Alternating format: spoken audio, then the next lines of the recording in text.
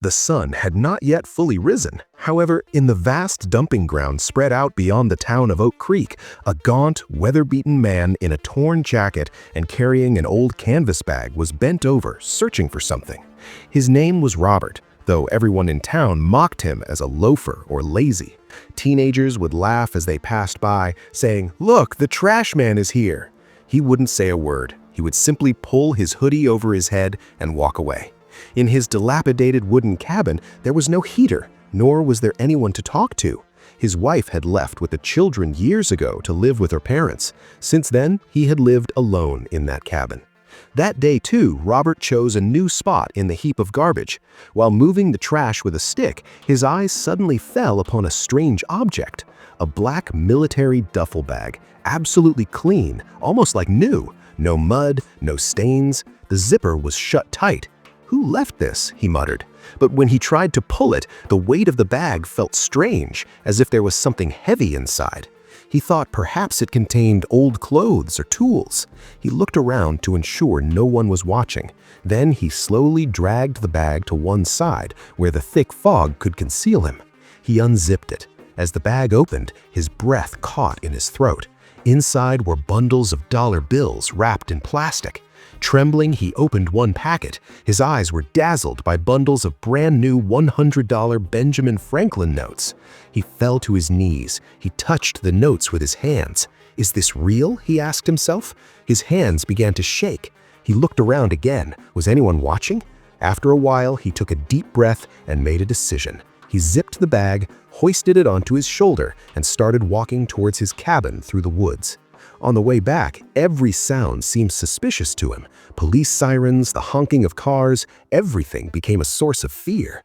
Upon reaching home, he double-locked the door from the inside. He placed the bag in a corner and covered it with an old blanket. Robert's heart was pounding as if he were having a heart attack. Repeatedly, he peeked through the gaps in the window blinds. Had anyone followed him? When he was sure no one was in the driveway, he slowly sat down beside the bag. His hands were shaking, but gathering courage, he opened the zipper. Upon opening the bag, the brilliance inside dazzled his eyes. The bundles of notes were absolutely crisp. Robert took out a bundle and started counting. His lips went dry as he counted. Just one bundle held $10,000. He estimated there must be at least a few $1,000,000. The thought made his mind go blank.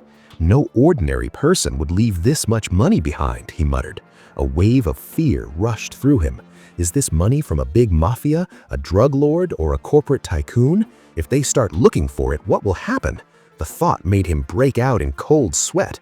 Robert put the bundles back. He closed the bag and sat on the floor, head in his hands, thinking.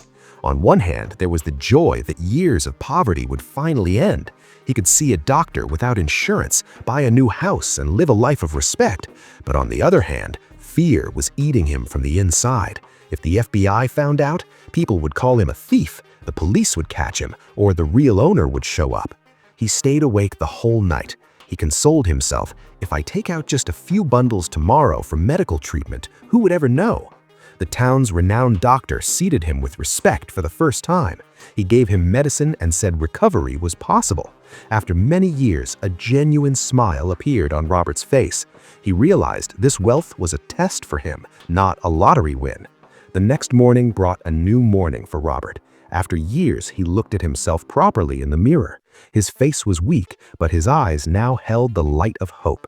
He thought, if I work smartly, everything can change. First of all, he had his cabin repaired. He took some dollars out of the bag, called a contractor, and replaced the roof and heating system.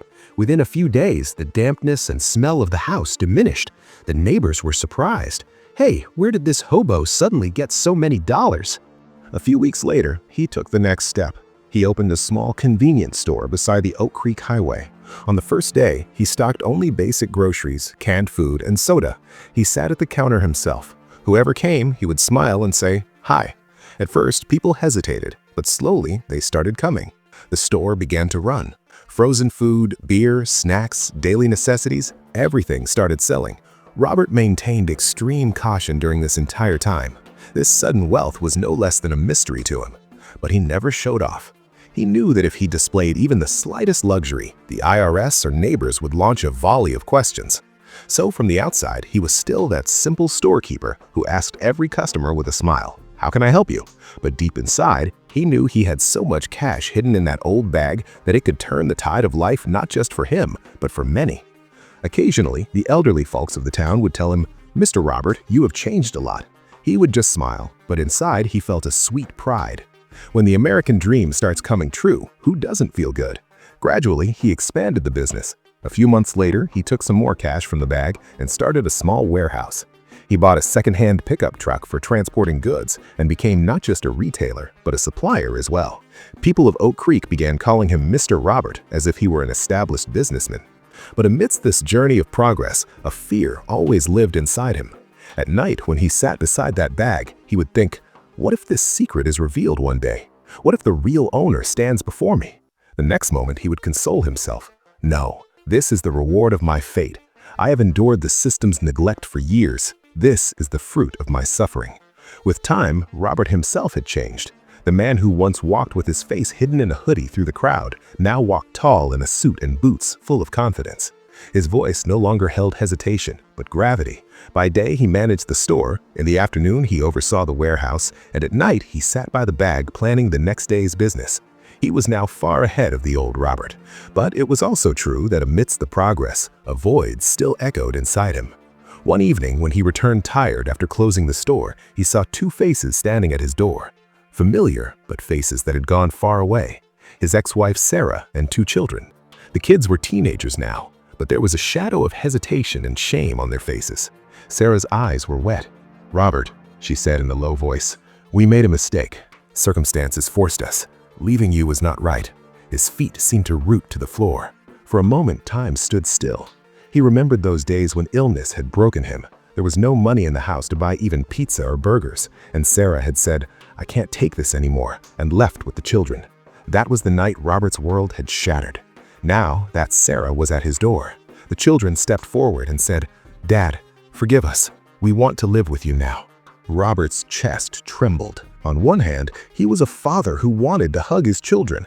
On the other, he was that broken man who had once been thrown away. Was their return truly love, or had his bank balance pulled them back?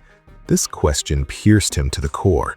He said in a cold voice, "When I was broke, you all left. Now that I have something, you've returned. Is this love or greed?" Tears rolled down Sarah's eyes. "No, Robert, we are truly remorseful now. The children need your support." Robert lowered his eyes. A volcano was erupting inside him. He knew that sometimes it is easy to forgive, but not to forget. Finally, he said, "No one can take away my children's rights. I will look after their college fund, their future. But Sarah, the wall that has risen between us will never be broken." Sarah remained silent. There was relief in the children's eyes. At least their father was back in their lives. But Robert's old wounds became fresh again. The outside world said Robert was now a successful, self-made man. But inside, he was still that Robert hanging between the past and present with his old bag. That night, Robert couldn't sleep for a long time. He sat beside the bag as if talking to an old friend. "This wealth is giving me everything back. Respect, name, the American dream. But can it bring back peace of mind?" The question hung in the air, and the answer was only silence. A few weeks passed. Robert's store had now turned into a chain. Goods left the warehouse, trucks came and went, and the townspeople respectfully called him boss. In the outside world, everything was fine, but inside, there was a burden that pressed on his chest every night. He would look at the bag and tell himself, maybe a drug dealer dropped it, or maybe fate took pity on me. But fate seemed intent on testing his patience. One evening, he was sitting on his porch sipping coffee. Inside, CNN was playing on the TV. Standard political debates that he no longer listened to closely. But suddenly, the news anchor's voice rose. "Breaking news! Burglary at Senator's mansion." Robert's heart skipped a beat. The reporter was saying, "A thief stole cash from an influential senator's house and fled. When the police chased him, he hid the money somewhere, which can no longer be found. The FBI is constantly trying to find him." Robert's hands shook. A lightning bolt flashed in his mind. The bag. That duffel bag. The reporter continued, "Several $1 million are still missing. The small bundles might never be traced, but the investigation is ongoing." That sentence rang in his ears. Small bundles might never be traced. That meant his bag might still be safe. A cold current ran through his veins. What if someone finds out? What if a SWAT team shows up at his door? He spent the night tossing and turning. In the morning, his mind was distracted at the store too. Customers were talking, and he was answering absent-mindedly. Only calculations were running through his mind. If everything stays secret, I'll survive. But if the mystery leaks, it's all over. Returning in the evening, he opened the bag again. The notes still shimmered the same way, but now that shine seemed fearful to him. It felt as if the notes had eyes staring at him. Robert put the bundles down and told himself, "This wealth can save me or it can destroy me." From that day, he made a vow. No more rushing. He wouldn't make mistakes like money laundering. He would take out cash little by little, spend it slowly so the IRS wouldn't suspect. But a new wound had formed inside his mind. Every time he counted the notes, his hands seemed to tremble. Yet, life went on. In the midst of this, one day a man from the neighboring county came to get supplies. With him was his sister, Nancy, a simple American woman. 2 years ago, she had lost her husband to cancer and now managed the family business with her brother. When Robert spoke to her for the first time, he felt a strange sense of peace. There was no pretense in Nancy's words, no self-interest. She saw Robert not as a businessman, but as a human being. Gradually, she started coming to the store, sometimes with her brother, sometimes alone.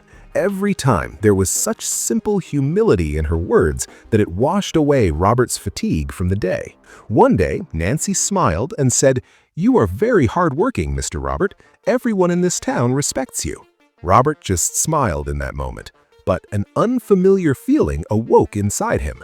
Maybe money can make a person safe, but only someone's closeness keeps them alive. When Nancy smiled and said, "You are a very respected man," something melted inside Robert. After many years, someone had given him respect, and that, too, a beautiful woman. A cool breeze seemed to blow through his chest. Gradually, a soft relationship developed between the two. Nancy didn't just listen, she understood. When she learned of Robert's past struggles, she didn't express pity, but looked into his eyes and said, "What is gone was a test of time. Now it is important for you to move on." These words lit a new lamp inside Robert. A few months later, he made a decision. He would marry Nancy. Various gossips started in Oak Creek upon hearing this news. Someone poked fun, saying, "The hobo is bringing a new wife now." Another laughed, "Well, at least light has come into the poor guy's life." Robert didn't answer any of it. He knew this marriage wasn't just for companionship, but to give himself a new life. The wedding took place very unpretentiously at the church. No big party, no crowds of guests, just 2 witnesses, some flowers, and a new beginning for 2 hearts. After Nancy arrived, Robert's house seemed to come alive. When Robert returned tired from the store, Nancy would open the door with a smile. That smile was neither cosmetic nor artificial. These small things gave Robert a peace that no millions of dollars could buy. Still, when the night grew deep and Nancy fell asleep, Robert's mind would go back to sit beside that bag. That bag gave him no peace. Every time the glint of dollars reminded him, this wealth is not holy. He thought, if this money is linked to dirty politics or crime, how will I find peace in it? This thought slowly led him to a major decision. Robert decided that now this fund would not just be his, it would come to the aid of the community. He remembered well how poverty steals even a person's dignity. That humiliation, that neglect, those days when the clinic nurse looked at him with disgust, those memories were still alive. And then, one morning, he took the first step. The roof of the old church in Oak Creek used to leak in the rain. People would get wet during Sunday service. Robert quietly started donating. When the check amount became significant, he revealed his name. An uproar went through the town. That Robert who used to scavenge for food in bins, where did he get so much money? Someone made a jab, someone expressed doubt. Maybe he won the lottery or at a casino. But when the church renovation work began, Robert's intention became clear. People saw he wasn't doing it for tax evasion, but from a pure heart. Gradually, the criticism stopped, and the people of Oak Creek began to respect him as a good Samaritan. The man society had once rejected had now become a pillar of society. Robert took another big step in his life. This